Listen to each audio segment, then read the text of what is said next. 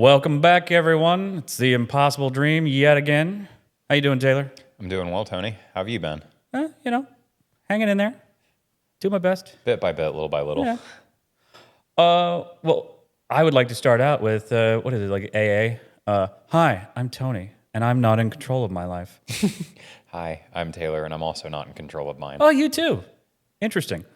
Well, I know that's kind of funny, but still, it's true. But it is coming in off of our last episode. I think we want to talk about let's go ahead and assume that we've taken our own advice and at least given, let's say, the Judeo-Christian worldview a little chance to see how it plays in real life. Maybe it won't play all that well, but let's just say that we're trying. The way we all and people can correct me if I'm wrong. The way we all start life, however that is for everyone. I kind of remember my first memories, but a lot of them were pretty fearful and nerve-wracking, and not knowing what to do, and having all of these demands on my life. What are you going to do when you grow up? Like, oh God, I got to grow up, and having to really think about, well, I've got all of these things that are expected of me. I have to do them, and I've somehow got to control my world.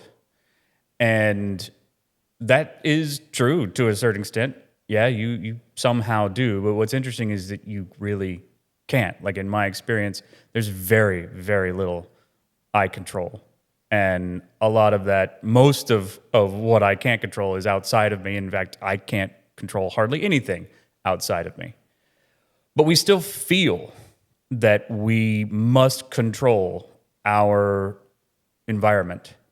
And that is from, and interestingly enough, the Judeo-Christian worldview has a bit of an answer for this.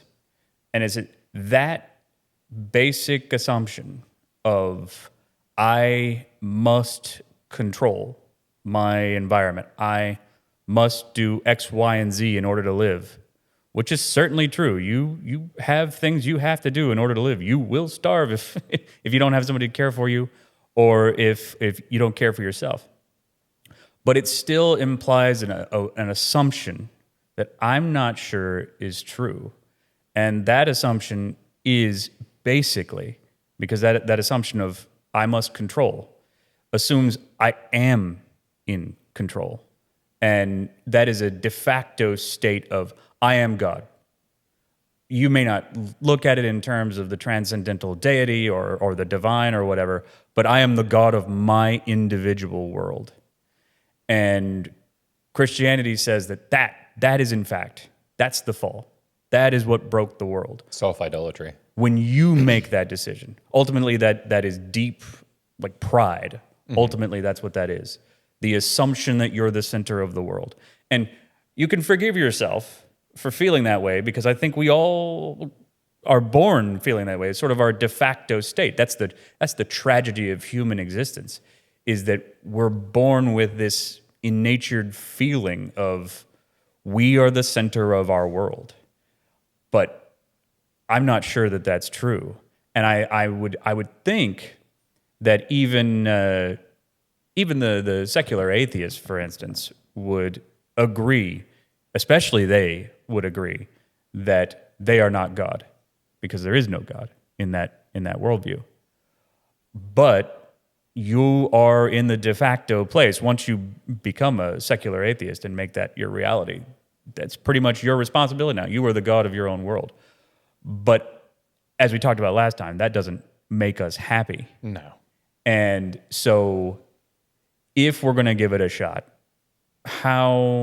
what does Christianity, in your view, say about what we do? What do we do with that? If we're going to decide that what broke the world was us deciding that we were, even if it's an assumption that we make that's subconscious, we've decided that we're the center of the world. what does Christianity say about that? Well, so I don't want to speak for the whole of Christianity, obviously, because Yes. there's a lot of different sects and beliefs even within that, which is a debate for another time. But my own answer for that, as somebody that's kind of been on both sides of that fence, is I think that when you kill God, as I said, in that episode, you have to replace it with something, and for everybody, that's themselves. I think that is, even for the secular atheist, you are the God of your own universe at that point. And for me, when I stopped trying to be the God of my own universe and placed the God of the universe in the center of my universe, it started to sort of make a lot more sense for me. And I think that that's living, as I believe, that's living more in the way that we were created. Because I've said this a bunch in private and to several other people that, like, there are a lot of things, the beauty of Christianity to me is that there are a lot of things that I simply do not have to have an answer for. And that I can place those things at God's feet and trust that the guy that created the universe knows everything about everything, knows what he's doing. I actually read something the other day that said when a star bursts into formation, that's God lighting a candle at his dinner table. And when a star goes out, that's him blowing the candle out after he's finished. And that almost certainly isn't necessarily true, but it's a really beautiful way to think about what a God of the universe would look like in his scale. And to me, when I think about that, I think, okay, well, this is a being that exists inside of and outside of time altogether, which is a concept that I will never understand. And so when I take myself out of that self-idolizing, God of my own universe role and accept that I'm not in control, it sucked at first. I mean, admittedly, like my first year back into the faith was full of trials and hardships and all of these different things that I just didn't understand and just kept chugging through and was like, you know what? Like, I'm sure eventually that this will make sense. Right now, it really doesn't. This really sucks. I really wish that this wasn't going on or that wasn't going on. We had just a really rough season in my household. And now that I'm pretty well on the other side of that rough season, and assuredly there will be more. I was about to say, there will be more. Yeah, 100%, there will be more. But now that we're on the other side of that specific rough season, I can comfortably say that, like, I didn't guide myself through that. I put a lot up to prayer. I put a lot off of my own shoulders, as much as I could off of my own shoulders, because that is my biggest sin by far as a human being, is trying to take on the weight of the world by myself, as if I am God, as if I don't need help, as if I don't need mentorship, as if I don't need guidance. And I think that there are a lot of men that speaks to specifically. I'm sure there are some women too, but that is I don't want to say a uniquely male problem, but it is definitely a male problem. Yeah, it's a male problem. And for sure. For me, I think once I removed myself from that position and put my Lord and Savior into that position and started casting more things at his feet, knowing that he'd be capable. And this includes anger too, like anger with God for not understanding my role in something, or for not understanding something's role in my life, or why that season had to happen, or why do you not want me to be friends with these people, or why can't I do this, or why shouldn't I do that? Why did this get taken away? Why did this get thrust in front of me? Why am I responsible for this?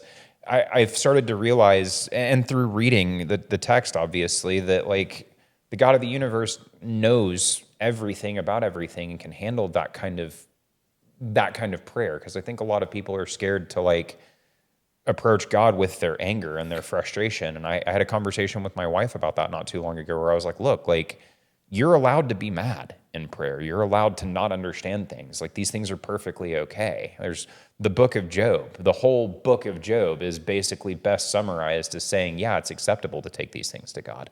You can, in fact, take these things to God. And once I realized that God is, to me, again, this is my answer for this, God's a loving father that just wants what's best for me and is trying to help me attain that meant that, just like as if he were my earthly dad, I can come to him and be like, this makes no sense. I'm angry. Why are you doing this to me? Why do you want me to do this? Why are you pushing me here? Why are you pushing me through this? And I realize now, on the other side of that season, the whole purpose for all of that was so that I would pull myself off that pedestal and put him back where he belonged. And that was the hardest thing for me to go through. It sucked so much because when I started that process, I didn't realize I was on the pedestal. No, I don't think anybody does. You spend so much of your life trying to be your own God that eventually you lose sight of the fact that that's what you're doing and that you were never meant for that role to begin with. And I now feel a peace on the other side of that because I'm not shouldering the weight of my world. I have help. Like I have somebody that I can cast those burdens on that wants those burdens from me. He doesn't want me to carry this by myself. And this is something that I'm still actively working on in my prayer life and in my spiritual life, is trying to find a way to be less self-reliant and less self-serving and more serving of Christ and more like Jesus and less reliant on my own ability to shoulder these things. And I think that that's to my personal answer to why that's the right way to live is because it's the peaceful way to live. It's the way that promotes flourishing and happiness, because once your plate is less full, you can actually handle the things that are within your domain more effectively. I think that makes sense to me. The pedestal analogy is right, and it is a subconscious thing, and I think this is one of the fundamental tragedies, besides that we're all going to die, is that we don't understand that we have, just subconsciously, for whatever reason, we assume that we are God, and not necessarily in a narcissistic way to begin with. It's just sort of a strange, natural thing. You could call it the evolutionary incentive, survival mechanisms, and maybe that's what it is. But it does not seem to put it in psychological terms, that mode of thinking does not seem to regulate the individual's emotions properly.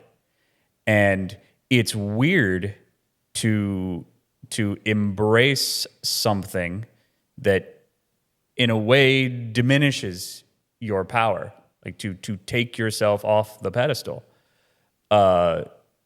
It is a demotion to a certain extent, and I can see why people wouldn't like it. It makes sense that, but what's interesting is that it does seem, like you said, to free you up, and it's counterintuitive. And it takes a leap of faith to do that at first, but it does seem to, for whatever reason, regulate your emotions better. I put it that way to make it tangible to someone who doesn't understand or even enjoy sort of the spiritual terms of giving you inner peace. Like just to, if there are viewers who think all of that's kind of hokey, we can also say regulate your emotions such that your downs are not so down.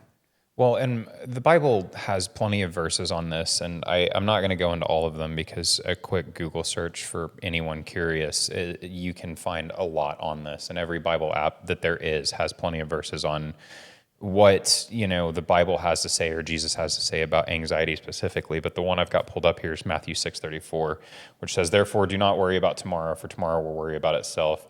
Each day has enough trouble of its own."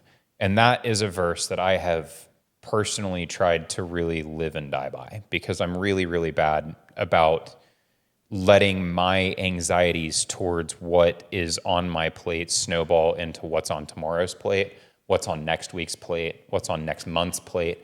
And that, I feel like that verse was spoken directly to me from God. Like when I read that for the first time, the analogy that I would use is that it jumped off the page, because that is something that I need to hear over and over and over and over. And when I had a problem with making myself, my own idol, so to speak, this came, I ran a business, with several business partners, and I would refuse to ask them for help with things that they were fully capable of being asked for help with. And it was always the no, I got it, no, I got it, no, I got it, no, I got it. And eventually that led to me being somewhat resentful unfairly for help that I never asked for in the first place. And then I think I can sort of back that up to this conversation at hand with, my delve back into Christianity and realizing, how can you be mad at God for letting these things happen in your life when you never asked him for help to begin with? Well, I think the reality is you're going to be mad at God anyway, but Good you're point. not really justified, and that's you can. But I think that's the interesting thing about my understanding of God, that I have no idea if it's true or not, but it's just my understanding, is that he seems to be okay with that. Like, you coming to him unjustly angry is something he can handle. Well, if it wasn't, we would both be stricken dead. I would assume. I would have. I mean, I'll just speak for myself. Like, I absolutely would have been stricken dead at some point in the last calendar year. Give it time. It still happen. But I think that, and that verse is a good one. That really was kind of that's one of the strange things about the New Testament. And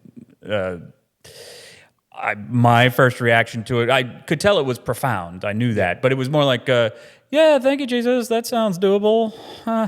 Almost indignant, the first time. When I was younger, I think 13, 14, when I was trying to read through the Bible and failing miserably because I didn't have the intellectual horsepower necessary to grasp what I was reading, or the spiritual horsepower necessary. It's probably more that. I don't think I'd been through enough. Yeah. Like, I could sit here and complain about what my life looked like. Sure, everyone can. I had great parents. I had a privileged life. Like, I'm not going to pretend like I didn't. My parents were awesome. My grandparents were awesome. There are things that, they maybe could have done better. Not many, truthfully. Like, now that I'm 31 and looking Would you back, have done better, Taylor? No.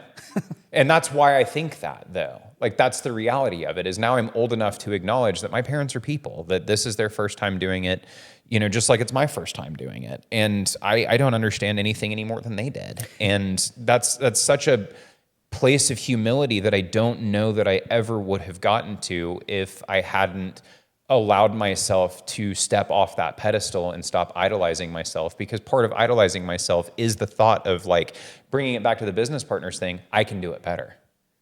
I don't need help because I can do it better. I can do it the most right way. And I don't think that that's what God wants from me. I know that that's not what God wants from me. And I don't think it's what God wants from anybody, really. Because, again, like, I'm not better than the creator of the universe that sits outside of time. I'm certainly not better than the son that he sent to die for my sins. I'm 100% not better than any of that. So to assume that I'm better than anything else is a fool's errand. I'm better than nothing. Well, and even if you don't believe in any of that, you can still admit to yourself, you're not better than your own self-conception of you, like what you would like to be. Yeah. When you're really honest about what you would like to be, you can sit there and say, I'm not that. So even if you don't buy any of this Christianity stuff, that can still be true. Yeah. You can still say that I know that I'm not what I myself want to be. And that's kind of a definition of humility right there. Mm-hmm. And that's a little aside for everyone. Not that I'm getting preachy here, but it was the day I realized that my parents were people too. Oh God, it was such a good day for me. And that's where I dropped the blaming the older generation, because it's like it's not like they screwed up the world on purpose either.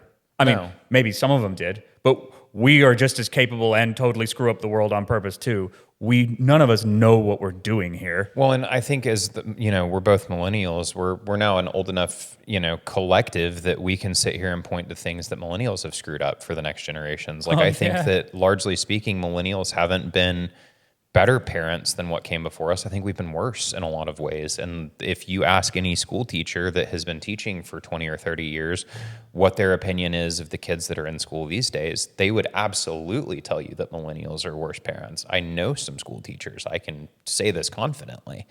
And I think that we as a collective were a generation that thought, oh, we'll do better. Oh, we'll do better. We're just going to be so much better. Well, are we? Were we? Yeah. Have we been? I don't think so, because the teachers that I've seen, every time I see one after work, they're like chain smoking, and you want to put like one of those emergency blankets around them and just sort They of rub look their like shoulders. they just need a hug every single day, and it's like it's so heartbreaking to see that's not a high paying industry. So the people that find their way into it are incredibly passionate about the job that they're doing. And these are people that are like, I've genuinely heard teachers say, I would rather work at Walmart. Like, I would rather just go collect a check than teach these kids. I think that's because they haven't worked at Walmart, but I get what they're saying. Yeah. Well, some of them, again, not people I know personally, but stories that I've read, have gone and worked at Walmart, do make more money, and do feel more peace per what they say, because they're dealing with less. And it's just like, man, like, I'm kind of going off the rails here, but all of this to sort of circle back and say, I no longer think that I'm better than anybody by taking myself off of that pedestal and no longer idolizing myself. And again, I still fail. I've still got moments. Like, I'm not going to sit here and pretend like I've got that all figured out. I don't. But the reality of this is, I think it's really easy to fall victim to self-idolatry. It is. At least for me, it's the easiest thing to have happen. And I think that I can speak for a lot of other men in saying that, because we are the side of our species that society expects to go, to do, to fix, to solve. And I grew up in a household where those expectations were laid firmly upon me, and I'm very thankful for the fact that that was the case. And, you know, my mom tried, certainly, to help steer me in the direction of making sure that God was in the center of my life, and that I wasn't, you know, steering away from that and into my own understandings. Lean not onto your own understandings. But I did anyway, because I'm stupid and I'm fallible, and it happened. And I did so for 10 or 15 years. And I had a couple bad experiences and a couple different sections of faith when I was younger. And of course, I blamed faith as a whole instead of the sections that I found myself in, like anybody tends to do these days. And now that I'm older and wiser, and I think more reasonable, I've realized that inside of all of that, the biggest fault was my own. Not even the sections of faith that I found myself in that I didn't enjoy, because I wasn't reading the Bible. I wasn't, you know, in the text and understanding what God wants from us straight from the source, so to speak. I was relying on other people's interpretations of that and what they were preaching and what their message was behind it. And yeah, I mean, it's like anything else. It can be misused. It absolutely can be misused, and it is misused. Oh, there are plenty of people that do misuse it, and I'm not going to sit here and deny that that's the case. Like, I heard in the church that I now attend, the last Sunday that I was there, the preacher was preaching on how we're all one body of Christ, right? Like, there's the hand, there's the eyes, there's the feet, and that all of those are woven together intentionally as one unified body. And he extrapolated that to say, like, so when the church across town baptizes somebody, we win. When the church, you know, on the other side of the city has more members, we win. It doesn't matter whether or not, like, if you guys leave this church because you didn't like it and you go find another one that you like more and you stay there, we win. And I love that, because I think that that's the right attitude to have towards the faith. Like, it's not about me. And that's, I think, the best thing for me out of this season that I've been going through is, like, the less that's about me, the better I am, the happier I am, the more peace I feel. And also, the less it's about me, the more reliant on him I become. Well, I think that's what that means. That or one of the meanings of that verse that you're talking about is exactly that you are not God. You cannot fix the world. You can't even fix yourself. And so because of that, you would love control. And if you could handle control, like A Few Good Men, if you could handle, you can't handle control. No. But if you could, because you can't actually bear up under control of you and the outside world. You can't even control yourself. Every time I've tried, it crushed me. You're constantly being shoved off course by your own drives and emotions. You can't even control yourself. because of that, you actually can't worry. It's not just a command, like don't worry. It's a reality. It's that you can't worry effectively. Your worries are not going to help you. And so you kind of have to drop them. Now, that's way easier said than done. That's why when I first read it, it's like, oh, thank you, Jesus. That sounds easy. It is easier said than done, but I mean, I'm not going to get into the weeds on this, but you and I have talked about it. I'm on the way out of like a season of anxiety, the likes of which I have never experienced in my entire life. You know, I have been anxious and scared of things that I never imagined I would have been anxious and scared of, health concerns that made absolutely no sense, stuff that was like logically totally invalid. And I am so thankful that I went through it because it crushed me. It did. It is. It's like I'm still in it from time to time. But I think I'm starting to get close enough to the end of that season to realize why I was in it in the first place. And it's the understanding that like, I rely too much on myself. I do. I have a wife that loves me, that is just the best partner on planet Earth that I have not relied enough on. I have a family that loves me, that's incredible, that I haven't relied enough on. My business partners were great. I didn't rely enough on them. I worked for you at one point previously, didn't rely enough on you. Like I am the most self-reliant person that I know, and I'm also the worst self-reliant person that I know. That's a good way to put it.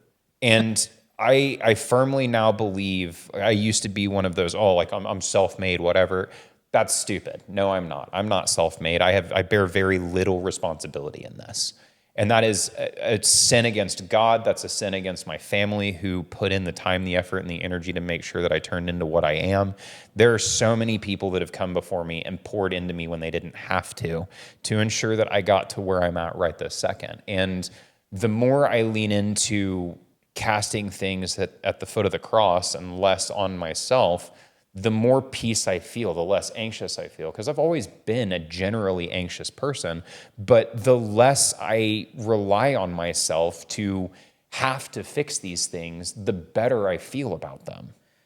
And that is, there's something profound there.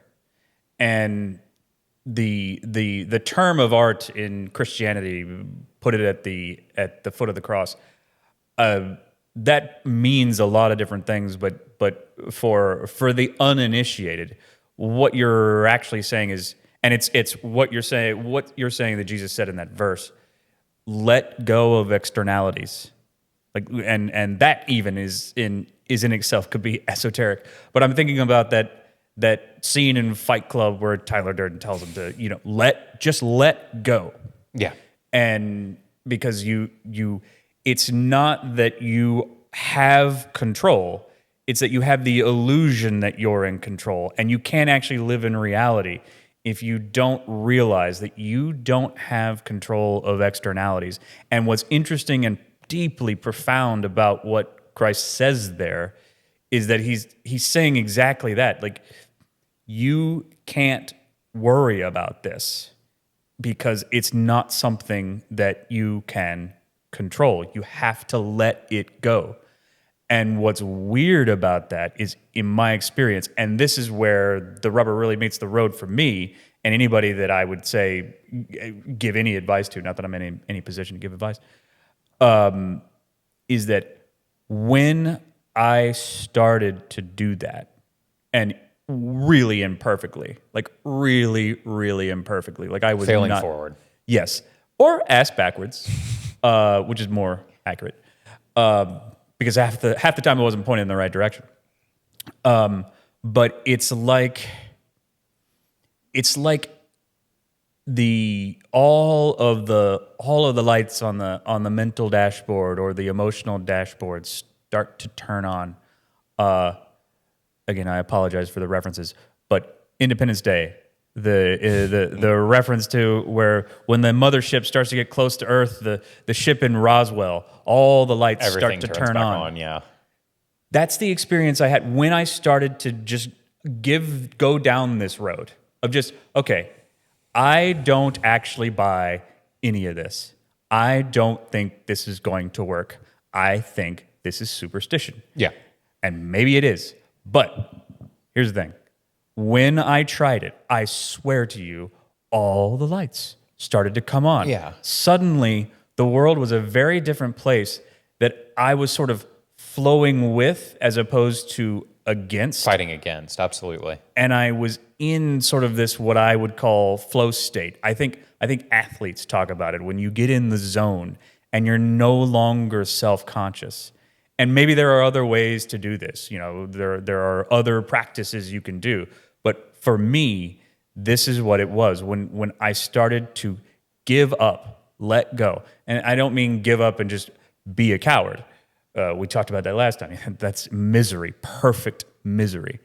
But to decide that I'm going to decide, and that's important, decide to be comfortable with the fact that I can't control the external life. All I can, and I can't even control my internal life. But when I started to look at it that way, suddenly, weirdly, things started to make sense. I started to recognize certain emotions that I had, not as my emotions, like when I would feel fear. Fear usually kind of reaches in your head and looks out your eyes and tells you what to do. Yeah. But when you let this take over, for lack of a better word, suddenly you look at fear as sort of like a warning light. I don't have to be overcome by this. It doesn't have to fill my every thought. It's more like your user interface, if we're talking a software analogy. Your user interface is showing you that there is a possible warning sign, and you can look at that without it ruining your day, without it taking over the way you feel about the world and yourself. Because sometimes you can be all fear, and you're not you anymore. Yeah. And this allows you a bit of distance back, and you can start to, instead of following your emotions, you can start to look at them as possible indicator lights on your internal software. Well, and I think I really go back to the like taking captive of all your thoughts, because like I'm still human, you know, I'm going to feel fear and I'm going to feel anxiety just like anybody else does. But kind of to your reference earlier of letting those be warning lights, I would say that that's taking captive those thoughts and those feelings and really trying to take stock in them and go, okay, is this something that I should feel? Does it make sense for me to feel this way? And for my experience specifically, praying about it and saying, all right, like, how is this supposed to inform me? Is it even supposed to inform me? Is this you? Is this the flesh? Where am I at with this? What does this mean? And I've got to admit, like, kind of vulnerably, that I haven't always been the best at being able to differentiate what is me and what is God when I was younger. I just wasn't. Like, I envy my wife so much for her ability to, like, listen to God and actually hear him. She's so good at that. But I suck. Like, I've always sucked at that. And, like, I'd circle that back to the self-reliance issue that I've always had. But when I started coming back into the faith, I very stupidly challenged God and was like, if you're real, make yourself apparent. Well, first, who am I to say that? Genuinely, like, who am I? This just fleck of sand, this grain of sand on the beaches of time. Who am I to say that to the infinite God? By the way, if you do that again and I'm standing next to you, let me know. Yeah, 100%. And my life, it was almost as if he took that and was like, okay, like, I'm gonna burn the field. I'm going to burn everything that you have to the ground. I will show you that I'm real by burning everything that you have to the ground. And if you are still there on the other side, then we'll see what's up. And at first, that really sucked, and it kind of made me angry. And, like, again, I'm human, of course. Like, I went through a season of just tremendous loss. And it drove me closer and closer and closer and closer to God. And then again, it's, you know, here we are about a year later, and I go, oh, this is why.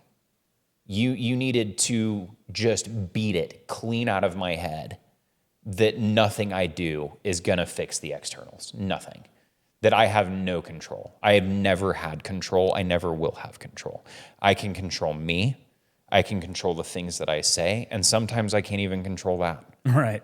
So realistically, that's what I needed, was to go through a season of having my field burned so that I realized my only responsibility is to tend the crop. I don't even plant it.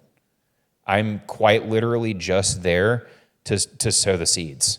He puts them in the ground. I make sure they grow. But I don't have any responsibility outside of that. And that is a place that I have come to through much struggle and strife, but it has provided me so much peace because one of the things, there's this show I watched that I highly recommend called Vinland Saga. If anyone's into anime, I'm a nerd. The whole first season is your main character, as this child soldier, Viking warrior, the whole nine. Like, the kid really goes through it. And the whole second season is such a polar opposite from that, where it's about him finding his inner peace and realizing that he has no external enemies, that the only enemies that he has are the demons that reside within him. That's the season of life that I find myself in. I don't have enemies. There's nothing in this outside world that is an enemy to me. The only enemy to me is the devil that sits on my shoulder and whispers in my ear. Well, and I think even if it might be true that you have enemies outside of you, but there's no facing them until you are ordered internally, and being ordered internally is a lifelong struggle. Of course, I would correct that only in saying I may have people that make themselves enemies to me in their view, but they're no enemies of mine. Yes. No, that makes sense. And in the flesh, like, if I respond out of my emotions, yeah, of course I'm going to think that, like, oh, this person said this about me, they're an enemy. No, they were created in God's image too. Jesus died for them too. They're not my enemy. The voice in their head that convinces them to act that way, that's my enemy. The demons inside them, those are my enemy too. But they themselves, the human being that sits in front of me, nah, they're not my enemy. And that's actually, I think that is, even if that's not true, I think that's one of the only ways that we're ever going to have any sort of modicum of peace in our Ideas, world. not people. But that's a quite a lofty goal. It is, and this isn't something that I'm perfect at. Like, if you comb through my past, you're going to find plenty of examples of me failing miserably at that. But I've realized after the year that I went through that is who God wants me to be. I don't know much, but I do know that. I do know it's very critically important for me to learn that I don't have any enemies. That there is nobody in this world that is an enemy to me except for the things that I need to be working on inside of myself. And like I said, the devil that sits on my shoulder, the enemy within that's constantly trying to steal, kill, and destroy. If you're mad at other people for being human, you've got an internal problem, not an external one. And that's, I think, to that point, that's what we're trying to posit a solution to here is, like, I am, for the first time in my life, starting to feel the peace and the grace of my salvation. And I want that for everybody. And that's why I think that this is the ideal way to live. Like, I understand that there are plenty of people that are going to hear this and go, oh, well, they're going to write this off as like, oh, well, you're just a Christian. You're stereotypical. You're this, you're that, you're the other. And to that I say, yeah, duh. 100%. Like, I am a Christian. You're absolutely right. Why wouldn't you want this kind of peace? Like, this mapping, this software, whatever you want to call it, it works once you allow it to. And that's the hardest part that I think people struggle with the most, is the one thing that stands in everybody's way of feeling that peace is what they see in the mirror. I would say this, because this is a genuine thought that I've had. I don't know that I want that peace if it isn't true, if it isn't real. And that was something that I would say struggle with to this day. Like, it's possible that we are gaslighting ourselves. Like, that is a possibility of all of this. But if I'm gaslighting myself into being a better person and not viewing other human beings that are sharing this experience with me as my enemies, is that really a bad thing? Well, like, no, I'll put it this way. Which would you rather be wrong about? Would you rather live your life in service of the people around you, trying to make the world the best place you can with the gifts that you've been given as much as humanly possible before you die? Or would you rather say that none of this matters and that you're just going to take what you can get and screw as many people over as possible along the way? I think What's a more meaningful existence? I think obviously the idea that you're here for a reason and that this means something is obviously better. It still may not be true, but that's where I've come to the decision. Not the or this is not belief, not like a it's not something I'm sure of, but it's something that I've decided to be, and just let the chips fall where it may. Yeah. It's better to assume that the things you do matter than to not. Like for you, it's better for you. Yeah. You will feel more at one with reality if you view your world as if it means something, as if you mean something in it. And that may actually be false. That may not be true. But what I've... True to what definition, then? Well, there we go. That's where I say... the important question, I think. That's where I say I have redefined, and it's very weird. I think Nisha would be very angry that I'm using it this way because I don't think this is quite what he was getting at. But he sort of helped me get there. What's true is what makes life flourish, and we talked about that last time. What's true is what makes life flourish, and that's an actual definition of truth, as opposed to factually true, which one day I want to really get in the weeds on, like humistic arguments about what we can know to be true. This is not the time for it, although I'd love to. But that is my new definition that I'm trying to become comfortable with. My new definition of true is that which makes life flourish. And Nisha put it in a more cynical way, which is, well, why don't we believe untruths that might benefit us more? There are plenty of true things that don't benefit us at all, like Ebola. Yeah. It's true. It doesn't really benefit us. But I think that when that clicked, when that snapped into place, the world started to make a little bit more sense. And back to the UI analogy, the user interface. Suddenly I felt like, okay, now I can play the game. Now I can play the game of life. Not to trivialize it, because it's the most serious game you're going to play. It's scary as hell. But there's also a temptation in this to say that the letting go can lead to just sitting back and not playing the game. And then you have to ask yourself, well, if I'm going to play the game of life, shouldn't I play it to win? And that brings back in a competitive nature. Not that there's anything wrong with being competitive. No. But it brings back in the thought of, I have to win. But just as we can bring nuance into the word truth, as we discussed, you can bring a different understanding of what winning is. And this actually, we know this to be true. If you ever play games, any sport or games, computer games, online games, whatever, the object, what you're actually doing, unless you're really annoying, and you'll get removed from the chat very quickly, if you constantly cheat. Like, yeah, you can win a game here or there, but you do it long enough, people get wise. You have to switch servers. The mods will kick you out. Yeah, and they should. And eventually, I mean, you'll receive a permanent ban from the service. And so, I think the argument to the Christian worldview is not to not play to win. Like that 1 Corinthians verse that I referenced ends with saying, "Run in such a way as to get the prize."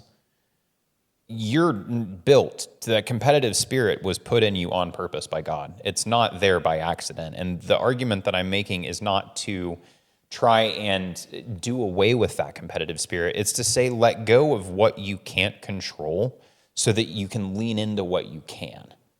Because there are certainly some things, like we've discussed previously, that like free will is a thing, and there are some things where God's like, I don't really have a dog in this fight, man. You figure it out. I gave you free will for a reason. I want to see what you do. And those are terrifying moments once you see them for what they are, because I think in some ways, the unattuned mind, which I have certainly been, and I would argue still am, can view that as, my father, why have you forsaken me? Well, it's not being forsaken. It's him saying, nah, like, you're made in my image, bro. You've got this.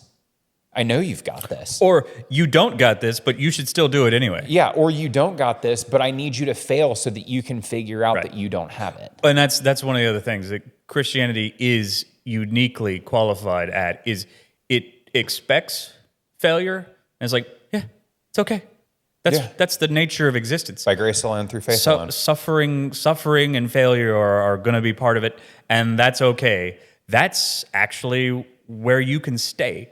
Like, just accept that's a reality, and don't be afraid of it. Let it happen. And it's I think the important thing to distinguish here is it's not a rules-based religion. It's a relationship-based religion. He does not want you to follow his rules. He wants you to build a relationship with him. The only way that a saved Christian goes to hell is if they don't actually have a relationship with Christ, and he'll look at them and say, depart from me, I never knew you. It's not depart from me, you didn't follow my rules. It's not depart from me, you didn't hold my laws. It's depart from me, I never knew you. I never knew you. We didn't have a relationship. You didn't bring these things to me. And that's where I think a lot of the legalism loses the forest and the trees. The Pharisees were great about following the laws. They didn't know Christ. They didn't accept Jesus as he was standing right before them. They killed him. So the argument then becomes, hey, like, you don't have to be perfect. Build the relationship. Right, and that's why one of the reasons why it works in practice is because it's willing to accept human beings exactly as they are. And so you know you're starting from sound first principles, and you can look at this even from the outside, even as a somebody that doesn't buy into the transcendental reality of it, but just look at what it's really kind of interesting what it's saying there. And you can see that, okay, let's just assume for a minute that this might have something to it, even if you're not going to go fully down the road of I believe in all this. But it is interesting that it seems to be set up in such a way to allow you to live as you are. Like, it accepts you as you are. It wants you then to live that way. Not even allows. It's baked into the cake. Allowing you to improve, like, and incrementally, like day by day. It's that don't worry, like, about tomorrow. Today is plenty. Today is really plenty. So it's an interesting and radical thing. Like that because we're still like swimming in the waters of cultural Christianity, we don't realize, because we think of these things as well, yeah, that's the Christian teaching. Especially if we grew up in it, we know it. This is a radical thing. No other religion really does this. The closest thing in my mind, and I'm not an expert at all, would be Buddhism, that sort of just accepts humanity as it is. But it is a strange and almost eerie thing if you just give it a shot, try it out, what happens. And it's the only thing that I've known where I can have moments where I'm beside myself of saying, and I roll my eyes even when I hear myself say it, but I actually like the world. I didn't before. I was terrified of the world. Now I'm glad to be here. Even knowing what it is, and even knowing how scary it is, it makes me happy to be alive. And that's a weird thing to say. Well, and the more, I couldn't agree with that more, the more I lean into gratitude for existence. Like, a good example of this is I love rainy days.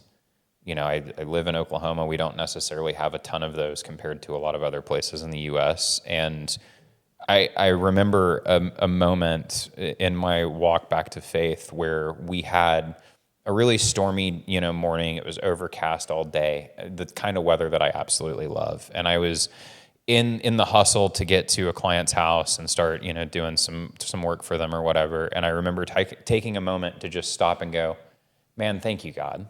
Like, this is a beautiful day. I don't get many of these.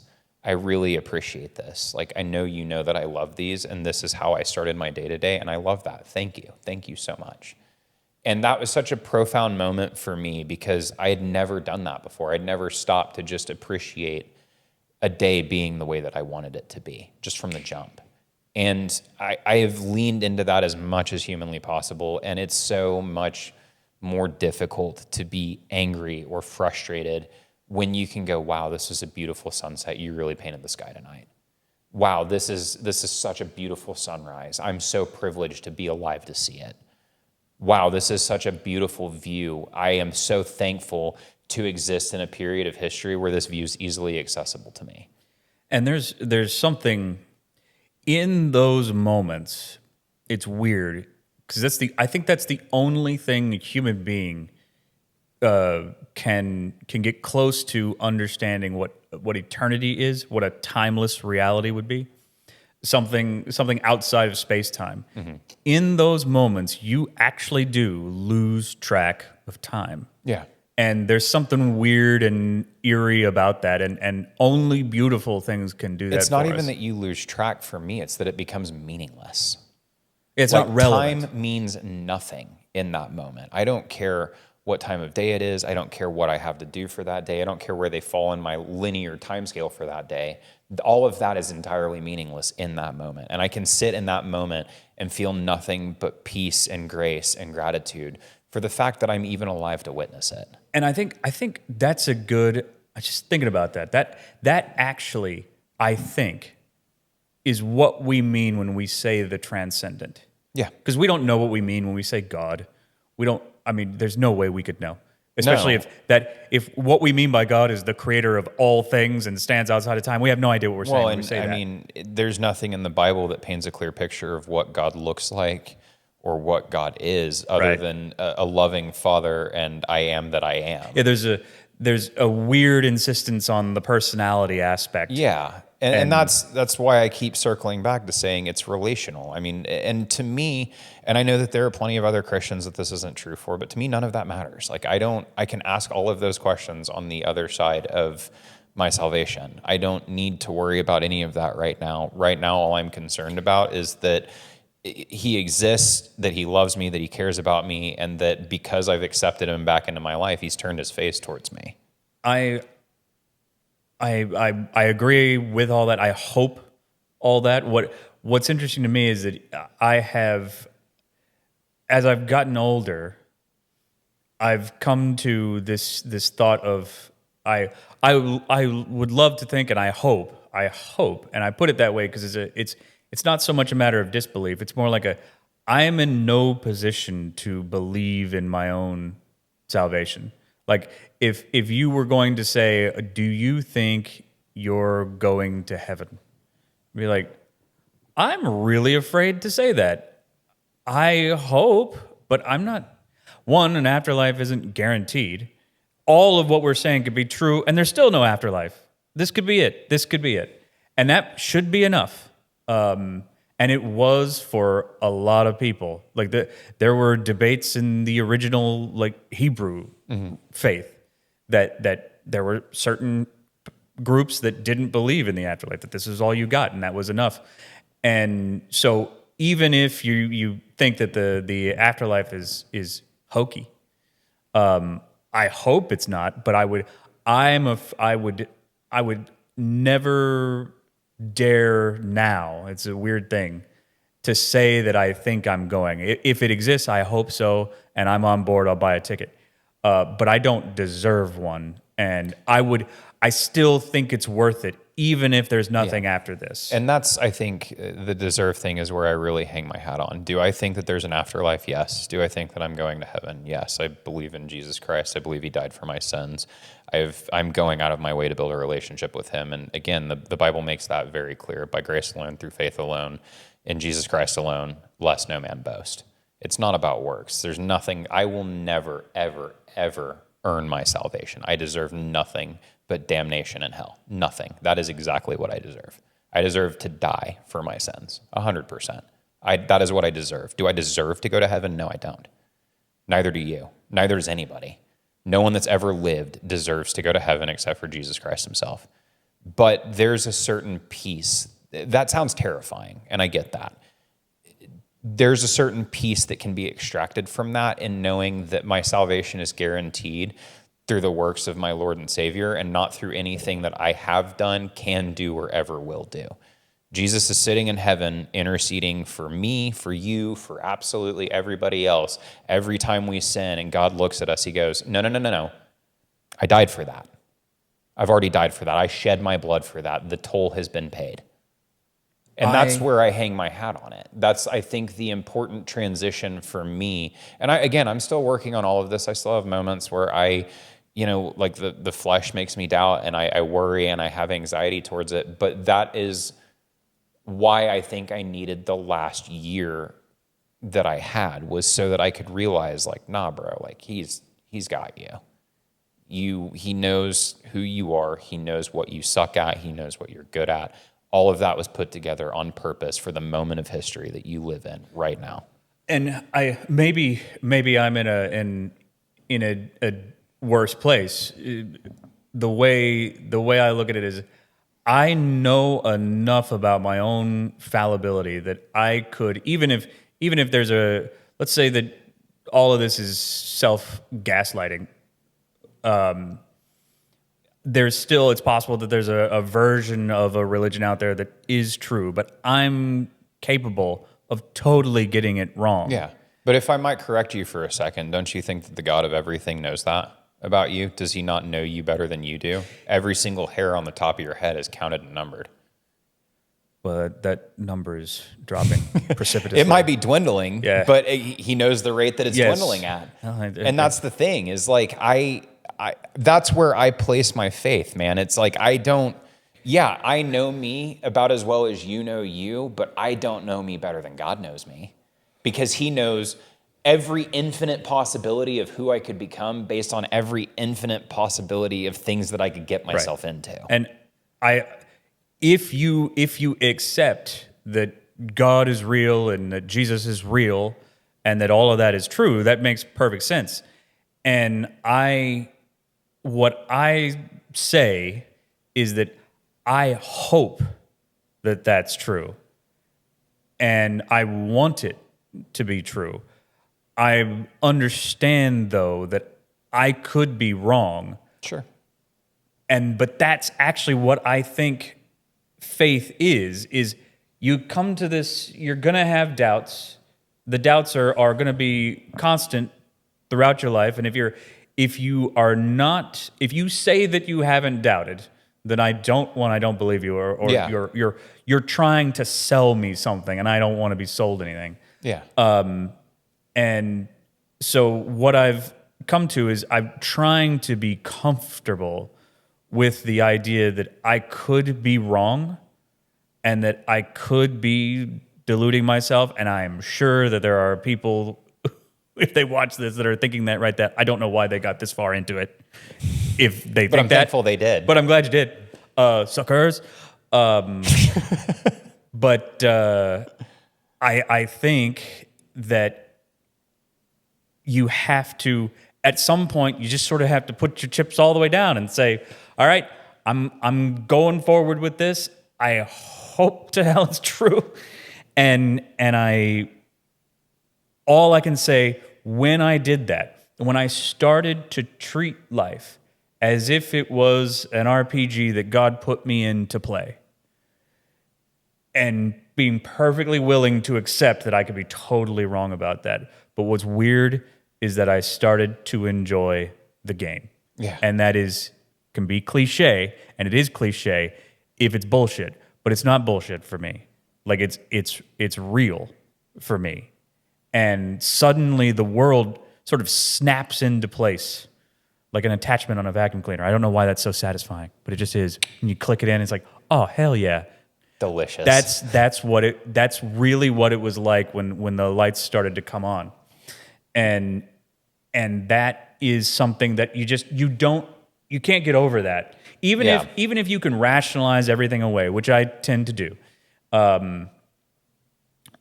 It's something that you really can't get that out of your head once it happens. And if you leave it, it will haunt you. Well, and that's the haunting part's perfect. Like the more I lean into this, the less I want out of it, because I know it would haunt me. And there are like moments where my wife and I, for instance, have had like rough patches in the last, year and a half or so of us coming back into the faith, where like she approached me one time. It was like a weekend that we had been kind of snippy with each other and things just weren't going well. We were facing a lot of external pressure, and she said something to the effect of like, this is the furthest I've felt from God in a really long time, and I hate it. And I stopped and I meditated on that for a bit, and I was like, man, you're right. Like, I feel miles from God right now. Let's fix that. And it was the one hiccup that we really had along that path, and I felt that. Like, it's almost as if it's like the coldest cold I've ever felt in my entire life. And what I realized is that I didn't feel far from God because of anything he did. I felt far from God because of everything I was doing. And I praise, glory to God, like I haven't turned away since then in any capacity, and have really like dived into my faith more, and am reading the Bible every day. And that's like what I start my day with. It's what I try to end my day with. I do not go a single day without reading anymore. And it's to kind of bring this full circle and wrap everything up. I don't want to control the universe anymore. I just want to be close to its creator. I have no interest in trying to fix anything that's outside of what he wants me to fix. All I'm trying to do is listen. And sometimes I don't hear anything. I'm not like perfect. Again, I said my spiritual attunement isn't as great as my wife's is, and there are plenty of people that are probably better than her and I both. But my interest at this point is to just build that relationship so that I can sow those seeds and run my race. And as you put it, just play the game to the best of its ability, to extract as much marrow from this life as I possibly can, to serve everywhere that I can, to help as much as I can, to be as much as I can. And I think that's for the uninitiated. I think that's a good way of looking at the faith, the Christian faith. If you are on the fence, which I don't blame you. Yeah, I've certainly been there. I mean, I was 1 foot in, 1 foot out for a really long time. It takes building the best thing the best advice I can give you is, if you're debating a relationship with Christ, forget the legalism, forget the rules, just learn to love Jesus. It's the easiest thing that you can possibly do. Lean into what he did for you, lean into who he was when he was here. Focus on that, and everything else will fall in place. Even if you have trouble buying it. Even if you have Especially if you have trouble buying it. And just give it a shot. It's an interesting thing that will happen. And that's part of what the magic of it is that suddenly the externalities of the world sort of fade away. And you can breathe, you can live, and you can weirdly, even with all of the crap that goes on, and the incredible suffering that I still experience, even the level of fear that I can still experience. This somehow, though, makes that worth it. Yeah, it's not irrelevant. No, it means something. It means something. And again, you and I are coming at this from slightly different places, but I think both of us will agree that once you start doing this, all of the pieces that you need to sort of play the game well begin to fall in place. And you can do so with peace and joy and happiness, despite the fear, despite the anxiety, it becomes a much more playable game. Well, I'll take the Jordan Peterson out. If you ask me if I'm a Christian, I'll say I try to act as if I am. That's a tall order, but I try to act as if I am. Yeah. Don't we all? We do our best. Well, I believe that's all we've got for you, ladies and gentlemen. Thank you for joining us for another episode. Looking forward to having you again next time on The Impossible Dream.